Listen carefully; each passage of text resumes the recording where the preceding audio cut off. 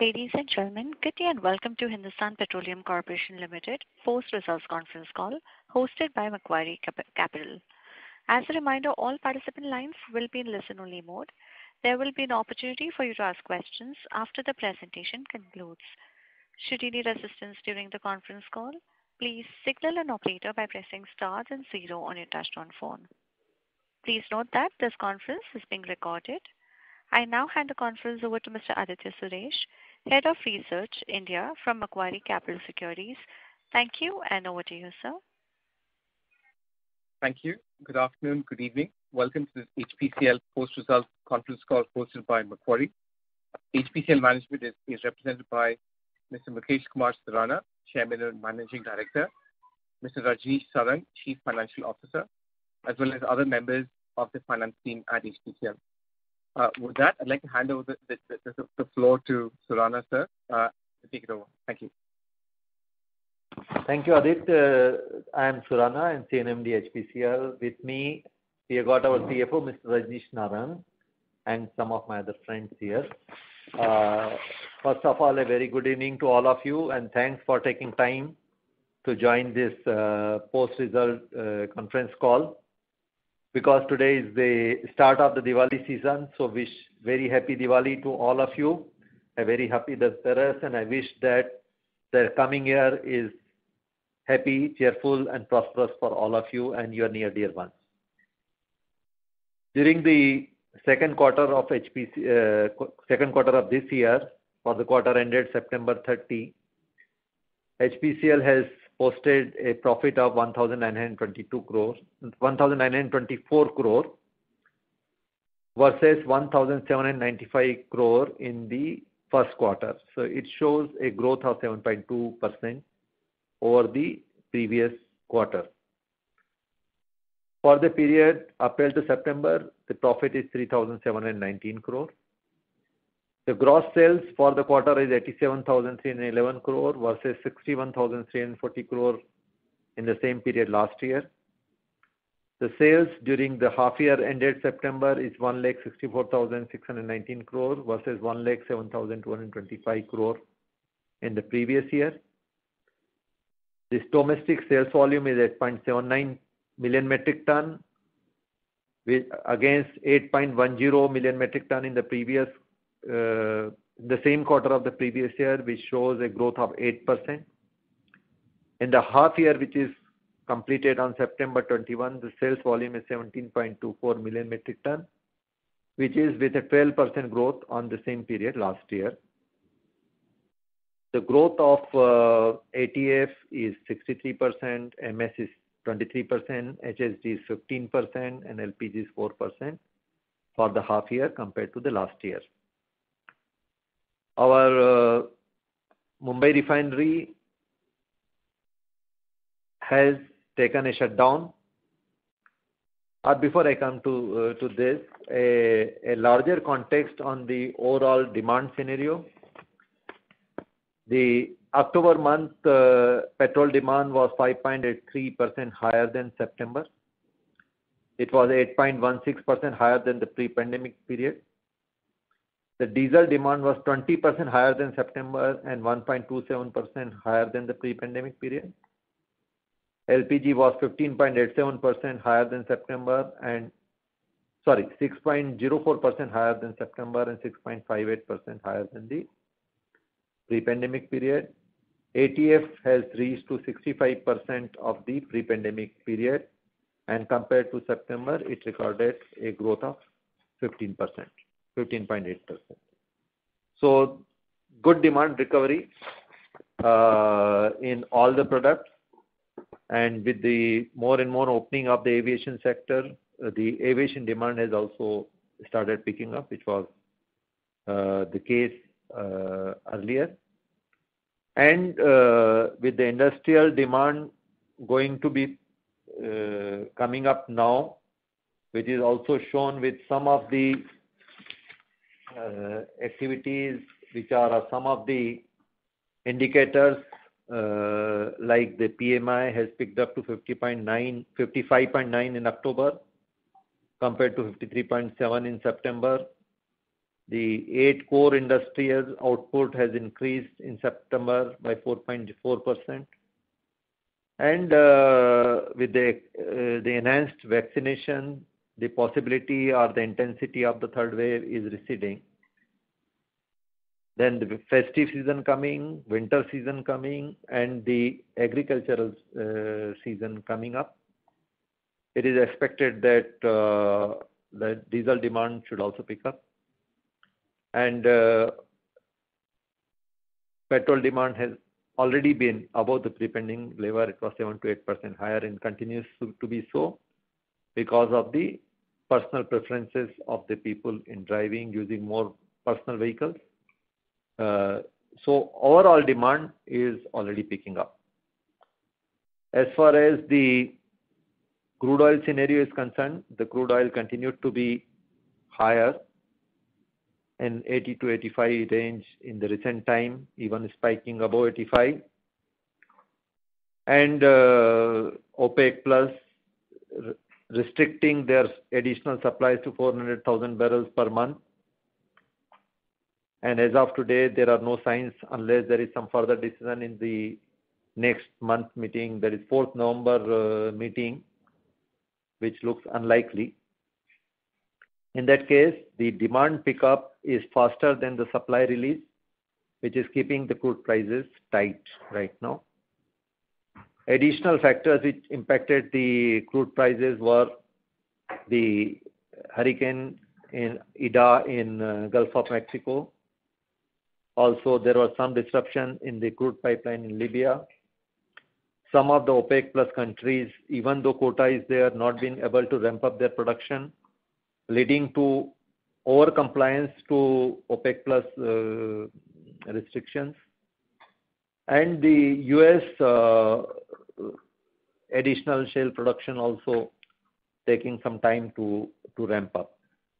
As a result, the inventories have fast soaked up, and there is a demand-supply gap getting created. Rather, the pace of demand pickup is much faster than the pace of the supply picking up.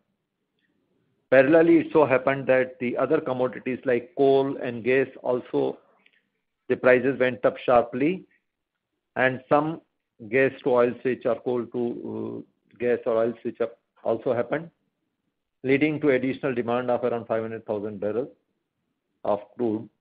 All this led to the higher crude prices.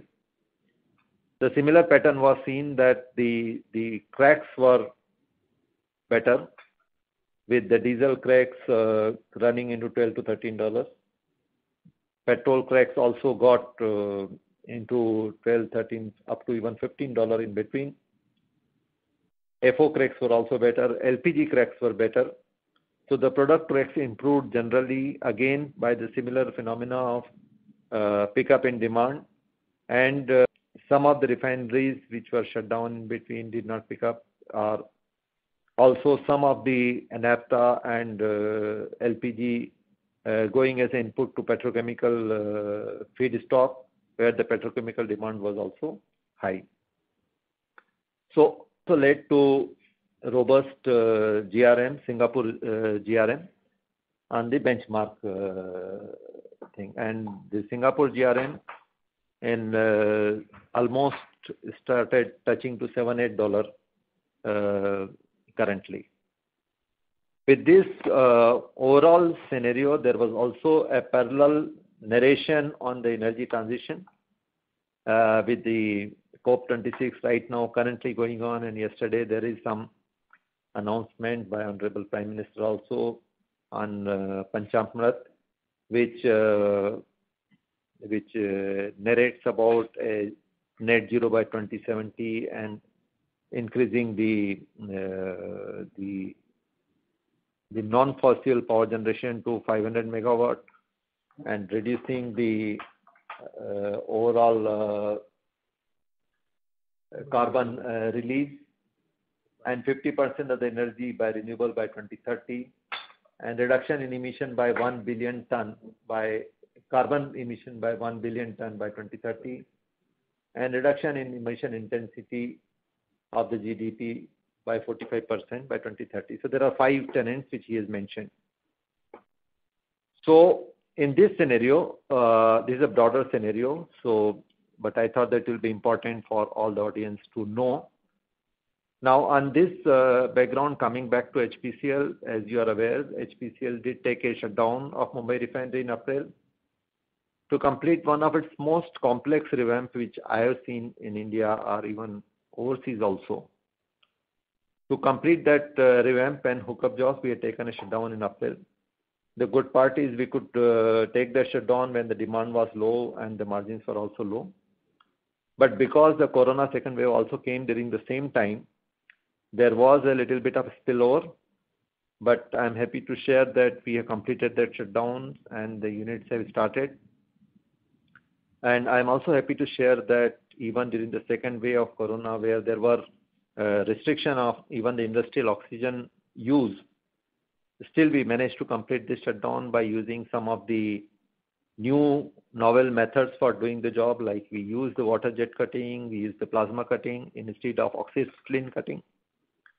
And in spite of having 16 to 18,000 workers at site, in spite of the severe second corona, we didn't lose any life on that. And all the workers and workforce were employed with full production and the jobs were completed. It did have some impact on the schedule, but we did complete the shutdown. I'm also happy to share that it included almost 2 new units, 6 units revamp, a new tank farm, this whole project. We have already commissioned CTU-VTU and we have also tested the full 100% capacity of CTU-VTU. There were downstream units which were revamped, 6 units, and were commissioned one by one and are in the stabilization phase. And as of today, we are running Mumbai Refinery as around 80% capacity. Vizag Refinery had one incident of fire in one of the CDU in May, but we have completed the repair and maintenance job of that unit also. And as of now, Vizag Refinery is running at more than 100% of the capacity. Overall, put together, HPCL refineries are at more than 100% capacity, with Vizag operating at more than its design capacity. And Mumbai Refinery, as I mentioned to you, we have tested the units to its capacity, but just to ensure that all the subsidiary units, which are also mostly commissioned, with the last unit getting stabilized and which will be getting completed in this month. So with that, we would be through with this Mumbai Refinery shutdown. But it did had impact on our total throughput, and so we clocked a throughput of 5.04 million metric ton in H1, in spite of both these shutdowns. The refinery GRM was $2.44 per barrel in this quarter, and overall in this half year it was $2.87 per barrel compared to $2.58 per barrel for the same corresponding period previous. The GRMs were helped by the better product cracks, but were impacted because of the higher fuel and loss, because during the shutdown, startup and stabilization, you will have higher fuel and loss component. So there was an impact on the GRM because of that. The second part is because the crude prices were high, the fuel and loss component is also priced at a higher price, and that also had an impact. So that is the reason that some people might have found that the GRM of ours was lower than what it could have been or it should have been. But there is a plain simple reason because of that. The overall profits were lesser because, as I mentioned to you, our one unit in Vizag and one unit in Mumbai were in shutdown, and it started and then it was in commissioning phase. So we had lower throughput. To that extent, we didn't get the benefit of GRM for those volumes. And the second part, which I mentioned to you, that during the stabilization, shutdown, and startup phase, there is a higher fuel and loss. To that extent, we did get an impact on the overall profit. But while it may appear that it's a low profit, I just wish to mention that this is the highest second quarter profit of HPCL and that's in spite of this refinery shutdown, and also because the last year the same quarter we did much better than others, and there were some industrial products which are directly correlated to the supplies from the refineries like bitumen and lubes, which did get impacted because of the shutdown in the refinery. But in the October month, we have picked up again the volumes on those products again as the refineries have started producing to their capacities. Now, during the period, we have also commissioned 440 new retail outlets, taking the total retail network to 19,216. We have commissioned 135 retail outlets with CNG facilities. With this, we have got total 809 outlets with CNG facilities now. And EV charging facilities have been commissioned at 327 stations as of now. And mobile dispensers are provided with 487.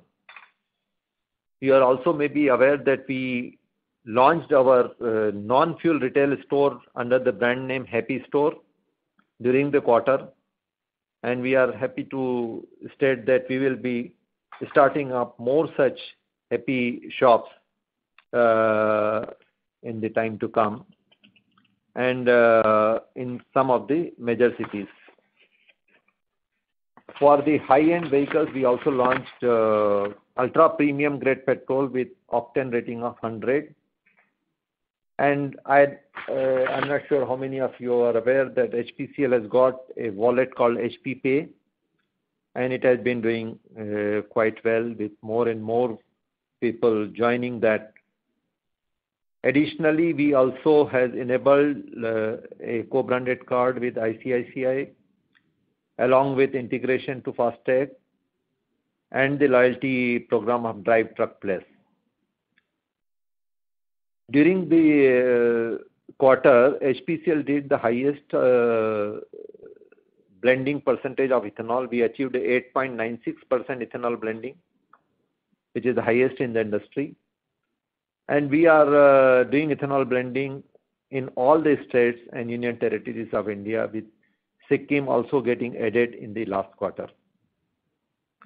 On the CBG front, now we have issued LOIs to around 227 entrepreneurs with a production capacity of 466,000 metric ton per annum of CBG, which will be used in CNG stations. I'm also happy to share that our R&D center at Bangalore has received 110 patents in last 5 years, and which makes it one of the fastest growing R&D in India.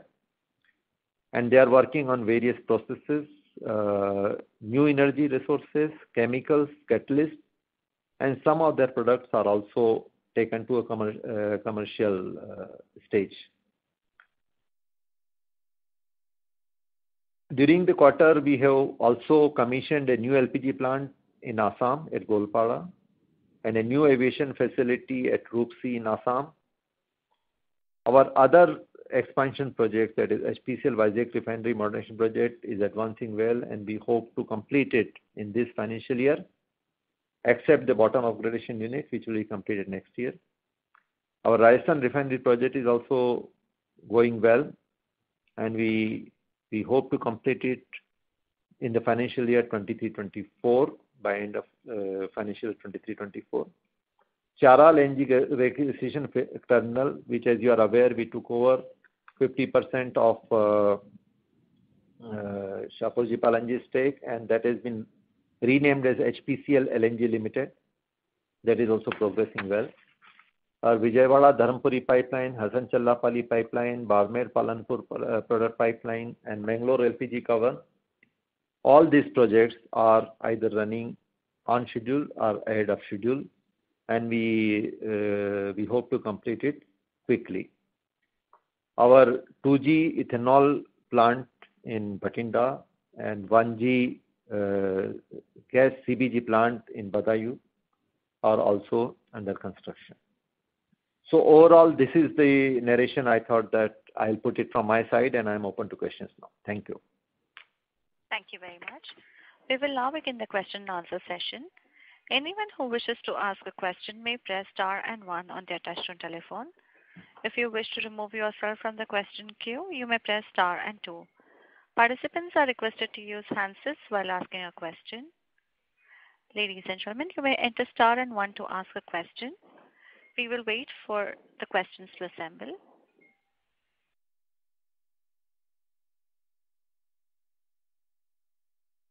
The first question is from the line of Avadhoot Sabnis from InCred Capital. Please go ahead.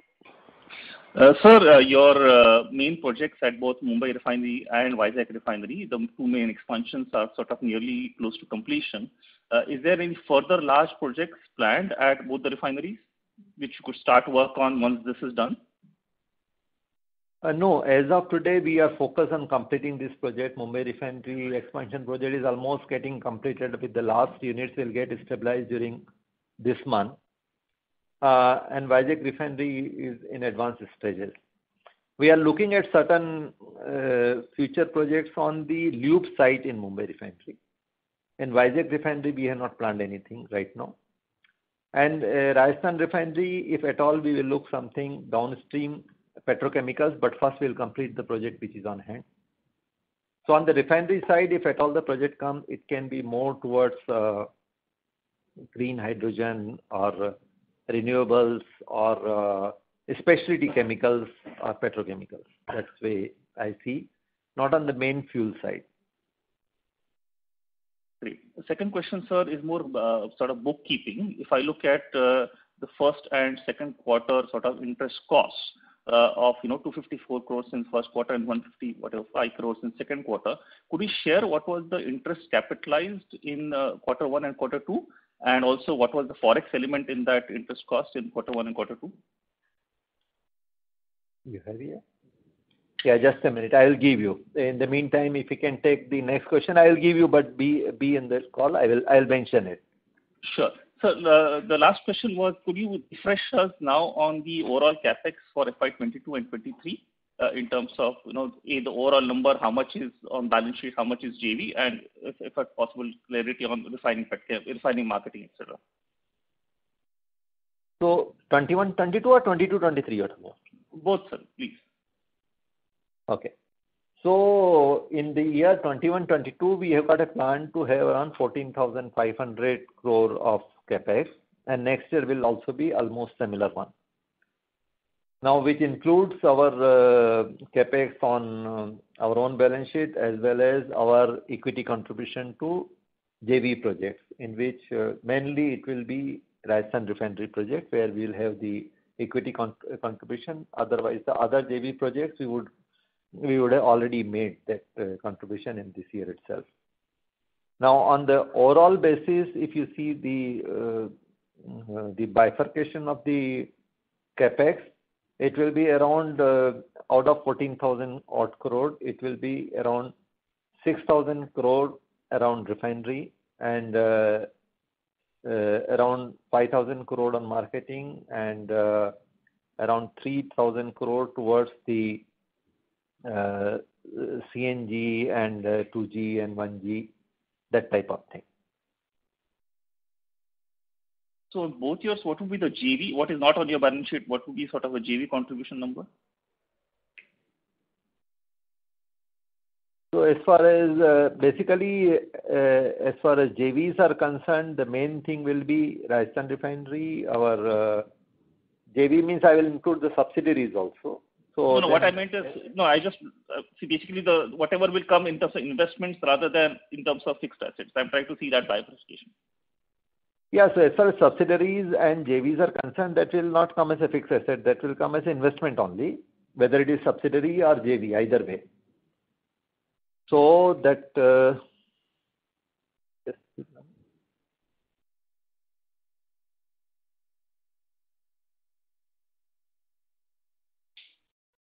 so this is interest wala. No, JV investment. JV investment this year.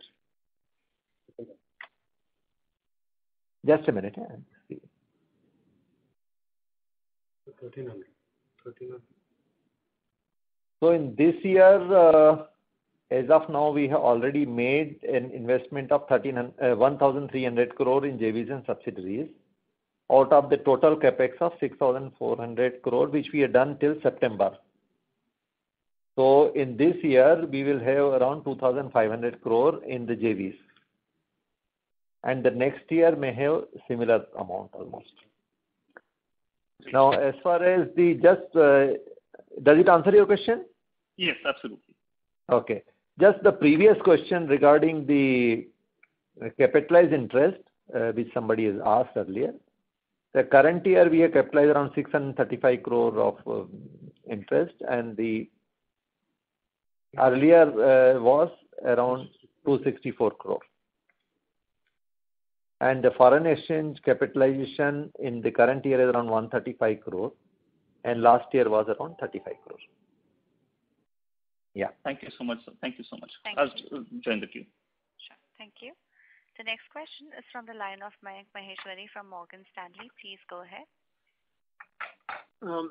Sir, a few questions on if you can help us around HMEL, as well as, like you talked about the completion of Rajasthan refinery by fiscal 24. Can you just also help us understand the progress of how much is completed on that front, what percentage of capex is spent? And on the HMEL upgrade as well, if you can just give us a idea of what's happening there and where is the progress around the expansion there. So as far as HMEL petrochemical complex is concerned, that is in very advanced stage. We are almost 98% complete, and we are hoping to commission it by this financial year end. As far as this Rajasthan refinery is concerned, we are almost around 35% on the physical progress, and we have spent around 13,000 crore on that already. Got it, sir. Then the second question was more related to this entire strategy around renewables. You did mention about the Prime Minister's commitment earlier. So in terms of when you are looking at your next year's capex, is there something that is changing in the mix of the total capex, or that is still largely focused on the refinery and the marketing side? No, actually, our capex mix already had a portion which is aligned to this the energy transition, in the sense that we had already earlier itself I mentioned that we are going to have 5,000 EV stations in the next 3 to 4 years. We did mention the LNG terminal, which is already in progress, which is a low carbon fuel and a bridge fuel in the time the newer energy comes. And we did already had the approved projects for 2G and 1G ethanol and the CBG projects. So as far as our product mix was concerned, or the capital project mix was concerned, we already had a portion and of the newer sources of energy, the renewable part of the energy. And we are, to that extent, we are not required to make a substantial change to it, except that we are also working now on green hydrogen part, and we are already trying to put up, or we will be putting up a 370 ton per annum capacity pilot green hydrogen plant in Vizag refinery, which we expect to commission by December 22. So that we already have a first-time experience of operating the green hydrogen plant. And I am also happy to mention that, in fact, our R&D center, Bengaluru, which uses hydrogen for various processes, since last 1 year it is using only the green hydrogen, which is electrolyzer based, and using the renewable power. In addition, we also have got 101 megawatt of windmills and number of solar capacities at various parts in the country, and 66 megawatts of solar capacity. And we are also further looking at that space, because both Vizag refinery expansion project and Rajasthan refinery has got the power which is sourced from the grid, and we have got an opportunity both in terms of environment as well as the cost in optimizing the same by using the renewable power. And we are working on that very closely to find out various models to ensure that how to get the round-the-clock, uninterrupted, renewable power for refinery type of operations, and where various models are being discussed on that. This is excellent, sir. Thank you for this detailed answer. Yeah. Thank you. The next question is from the line of Varatharajan Shivasankaran from Antique Limited. Please proceed. Thanks for the opportunity, sir. Can you hear me? Yeah, please. Hello. I wanted to understand, given the low throughput and because there was maintenance shutdown, was the inventory carried in the system for crude very low? Your voice is breaking in between. Can you adjust your mic a little bit? Is this better, sir? Yeah. So, given that there was a shutdown, and were you carrying very low inventory of crude, sir, through the quarter, or would you be able to give us an idea of how low?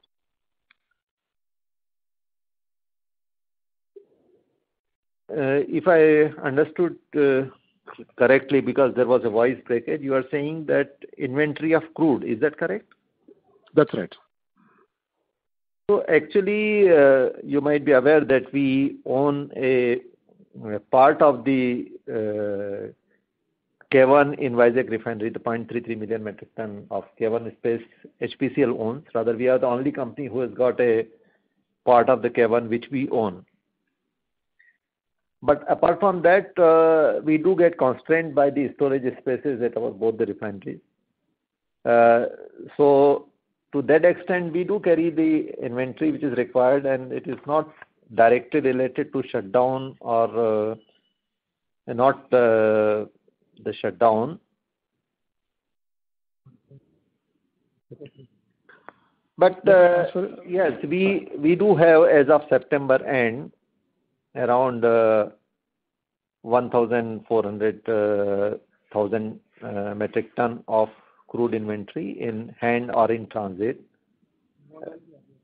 which is slightly more than the earlier time. Fair enough, sir. Thanks, sir. Thank you. The next question is from the line of Maulik Patel from Equirus Securities. Please go ahead. Thanks for the opportunity. So a few questions. One, can you just mention the timeline for the Chhara LNG terminal? So we are hoping to complete in the financial year 22-23. Okay. And what would be any capacity which is contracted, or what could be the business model of the LNG terminal, that you will bring the LNG on your own and sell in the market? Yes, actually we are doing already LNG business. We are contracting and we are selling also to fertilizer industries for our own consumption in the refineries.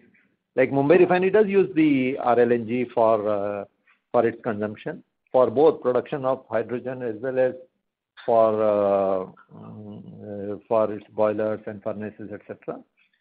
So we have got a group which is, we got a full dedicated group for sourcing LNG. We are not contracted long term so far on this, but we will be doing it. As far as the terminal is concerned, right now we own it fully, because we have got our own consumption. We have got a CGD business in 20 geographical areas. So, but we'll see in future if we need to contract out the gasification capacities to somebody else. We had been getting the inquiries on that, but we have not taken a call that whether we retain it ourselves or we contract it out, the part of it, because we do consider that it is gas and petrochemical is one of the future drivers in the time to come, and gas is going to be a bridge fuel between the fossil fuel to the renewable ones, and there is a focus on increasing the penetration of gas from 6% to 15%. So gas is an important element in this whole thing, and we would like ourselves to be having in each stage of the value chain of gas, which includes the sourcing of LNG, gasification, CGD, LNG supply, LNG as a transportation fuel. So we will like to have our space in all this. Great, sir. Thanks. Thank you. The next question is from the line of S. Ramesh from Nirmal Bang. Please go ahead. Good evening and thank you very much. Can you hear me? Yeah. Yeah. So the first thought is, since you mentioned your interest in reviving the non-fuel retailing, can you shed some light in terms of what is the potential gross transaction value you can achieve, say, in the next 2 years, and what kind of net margin you can earn, because that's a business which has a lot of potential. Can you share some light on that? Right now, I would refrain from giving too much details on that because we are working on that model. We already started one and we will be starting more. So I think maybe after 6 months, I think I would like to give a bit more detail on this particular part of it. But the only thing I can share that right now we started one, but we plan to start around 10 in this financial year and take it to 100 in next 2 to 3 years. 182. So it is. We are looking at this very intensely.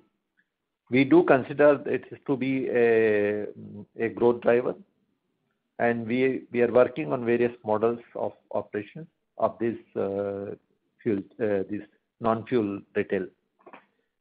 So Okay. I'll share more details in future on this.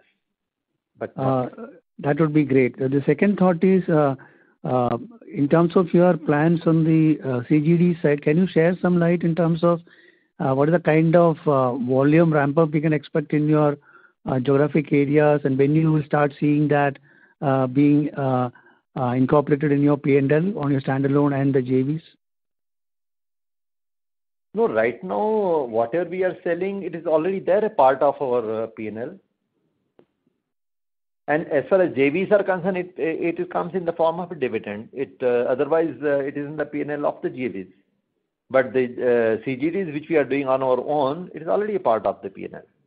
But How of much? course, there is a volume is slowly ramping up. So, for example, in recently the Jind Sonipat which we started, we did almost 1,041 metric ton in this quarter itself. Or even UP and Uttarakhand, which we very recently started, we had done around 2,284 metric ton in this quarter itself. So if you can just give us an overall aggregate. CGD, but apart from that, the industrial also we have done around 5 parcels of LNG we got. 118,000 metric ton of LNG we have supplied to fertilizer industry in this quarter. So just to put this in perspective, can you share us the aggregate city gas volumes you're handling now, and what is the kind of contributions making to your profits, and how do you see that progressing, say, in the next couple of years? So as I mentioned to you that because we are not reporting the segment-wide profitability, so that I won't be able to share with you because we had not been doing that, where the CNG profitability is reported separately. So till we adopt or decide to adopt anything like that, that I won't be able to share. But I can only mention that we have got around 20 geographical areas where we have got the authorization in 9 states, which includes UP, Uttarakhand, Maharashtra, Haryana, Gujarat, and Bengal also. And there we had been, and even Ahmedabad we had, before this PNGRB authorization came, we had an authorization for supply of CNG. So there, as the various jobs for laying the trunk lines, etc., while we already started the CNG sales by commissioning the facilities there, and which I mentioned to you the number of CNG stations we have given. But by 2025, we'll have around 5,300 outlets which will be dispensing CNG. That is our perspective plan. And therefore, the CNG volume will get ramped up. We think that after commissioning of the LNG terminal, we'll have around 10% of our volume in weight basis coming from LNG and CNG. Okay, fair enough. Yeah, if I might just squeeze in a last thought. pretty much all refineries are talking about integrating downstream in petrochemicals. So is there a risk that we will possibly see an overcapacity? And how do you see the prospects for your own petrochemical plants, considering that overcapacity could be looming large, say, in the next couple of years? What is your reading on that? So when we take up the project, we do that all.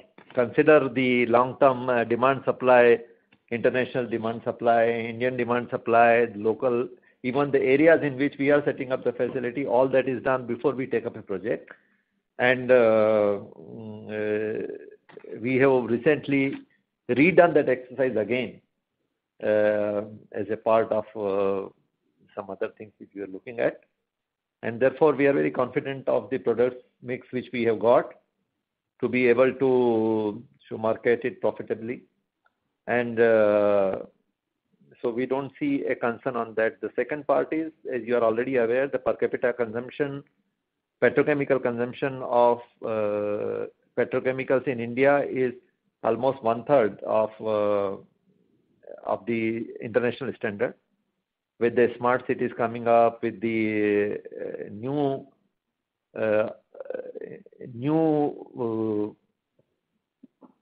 age society, so to call, which is more upwardly mobile, the demand of petrochemical is going to go up substantially, and the country will need the capacity for petrochemicals. And therefore, the type of product mix which we have got, we are very sure of marketing. And the second part is that as far as petrochemical is concerned, there are the range of use is evolving every day. So while the petrochemical started with plastic boxes and all, and they have migrated to even the industrial parts like pump shafts, etc., and now even the artifacts and even some of the things which we could have never thought to be made out of petrochemicals. So the use of petrochemical is a constantly evolving thing.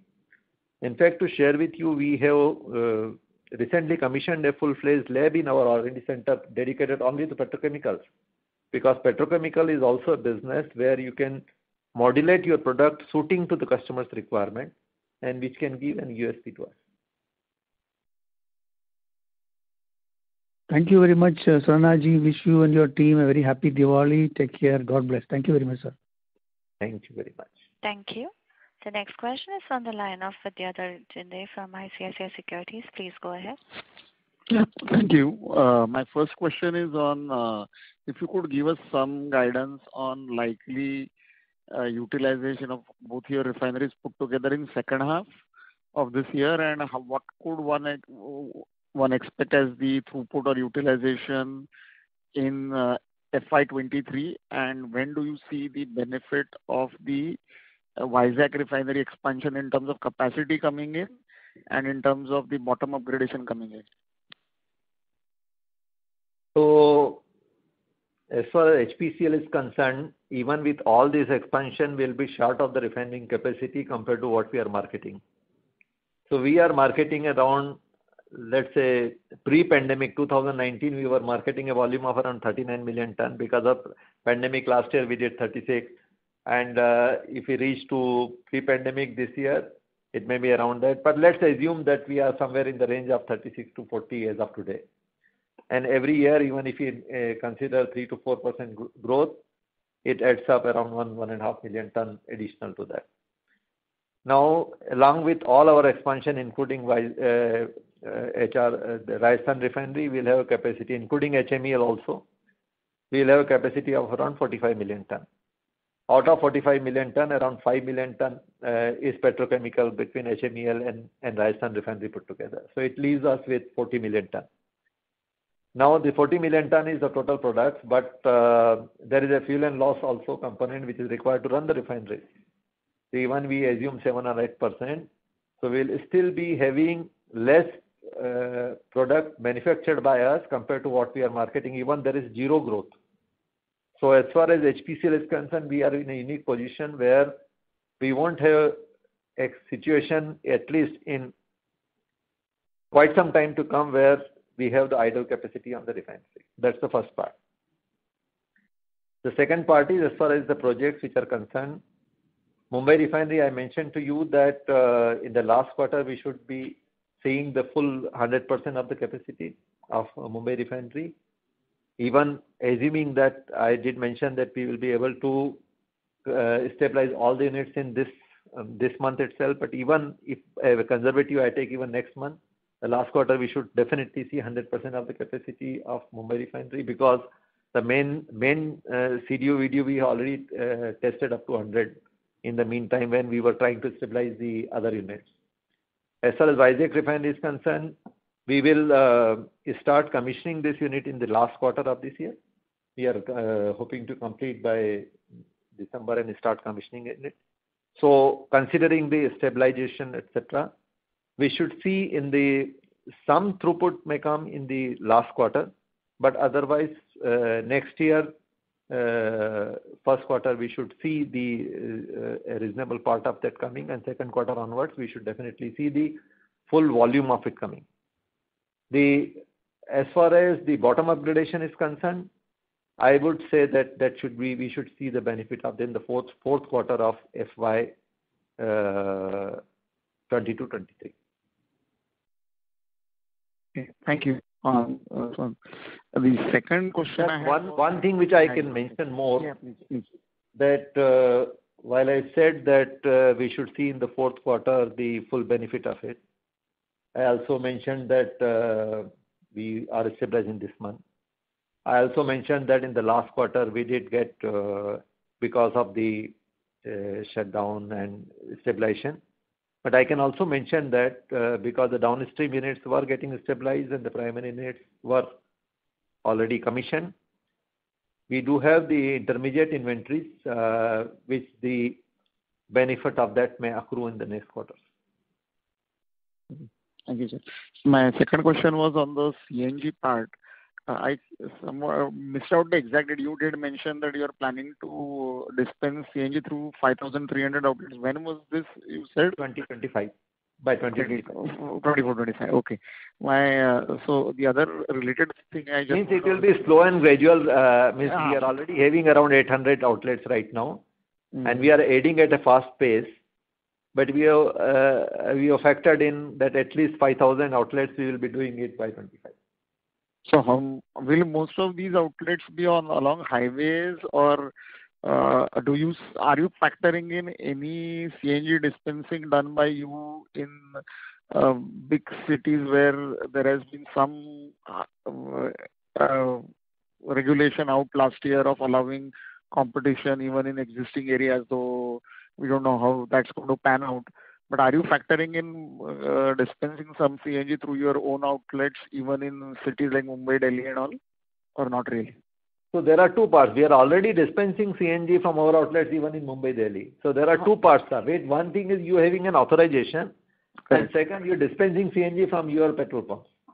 So that way there is no bar on dispensing CNG from your outlets, and that we are doing all over India, including Mumbai, Delhi, everywhere. Now, somewhere when you got authorization, then the supply of CNG is also done by us. So the areas where PNGRB authorizes us, the supplying of CNG to any pipeline or petrol pump is also our part. But if we are not having the authorized, then we take the CNG from the person who is authorized, and then we sell through our outlets, and for that we get a margin of it. So in the first case, when you have the authorization, and if you are supplying through your own petrol pumps, you will have the margin for both, for supplying also and for selling also. But there also you can supply to somebody else's also. In that case, you will get only margin for supply. Now, in the third case, if you are not authorized in that area, then you will be taking from somebody, then you will get the margin for the selling. So there are three areas, and that's the way it works. Lastly, in this context, the CGD companies have been telling us that that although MCs have asked the CGD players to give them enhanced commissions on CNG, and that matter is pending. So how do you see this matter ending, and when do you expect that matter to end? From what I understand, the question is when we allow CNG facilities to be installed at our petrol pumps, there is a space which it occupies, and the space is costly. So the question is that there has to be a share of the margin and the cost between the CGD entity as well as the OMCs. And there is a formula on which speaking earlier. Now the cost has gone up, so there has to be share on the cost by the both. And there is a discussion, so there are business discussion which goes in any two partners who do the business. So that we will resolve among ourselves. So do you expect a resolution in the next few months, or is it going to get? It will get resolved. The business works with the business paradigm, and there will be interest on both the sides to get it resolved. Thank you, sir. Thank you. Thank you. Thank you very much. I now hand the conference over to the management for closing comments. So first of all, my thanks to all the people for joining it, taking time out on a Dhanteras day. I'm sure that all of you, if you are not joining already from home, then you'll be eager to get back home. And if you are joining from home, you must be getting the follow-up call to close the call. So without taking much of time, I wish all of you a very happy Diwali, Dhanteras. Let this Diwali bring all the cheers and happiness and prosperity to all of you and your companies and your families and you as an individual. As far as HPCL is concerned, we'll continue to do whatever we can to ensure that we create value for our stakeholders.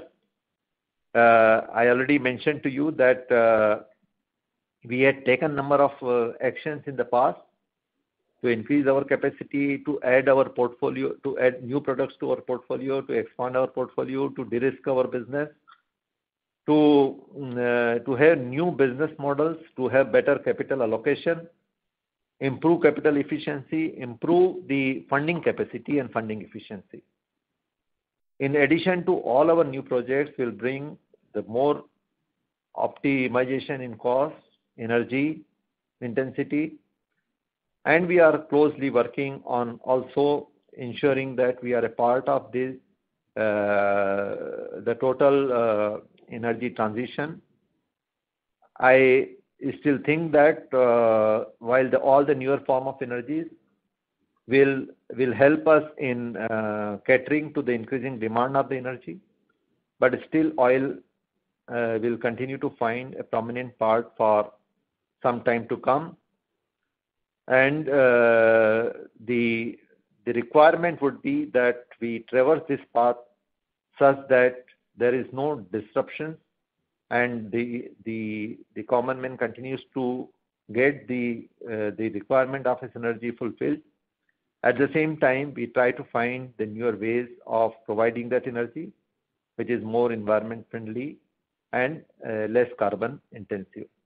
And HPCL will continue to work on that. We have already taken certain steps, and we will continue to do more to ensure that we are continuing to provide and fulfill the need of the energy requirement of the country and in the most efficient, cost-effective, convenient, economical, and environment-friendly and sustainable manner.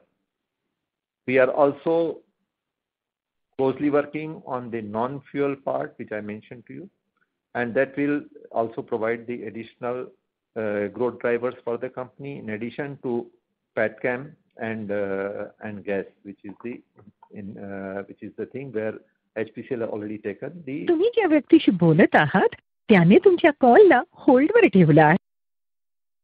So with this, I close this call. Thank you very much to Macquarie Adit, to you for hosting this call, and all the people, all the investors who had been so supportive to HPCL always, and we continue to look forward to your constant support and guidance and advices from time to time. Thank you so much. Thank you. Thank you very much. On behalf of Macquarie, that concludes this conference. Thank you for joining us, and you may now disconnect your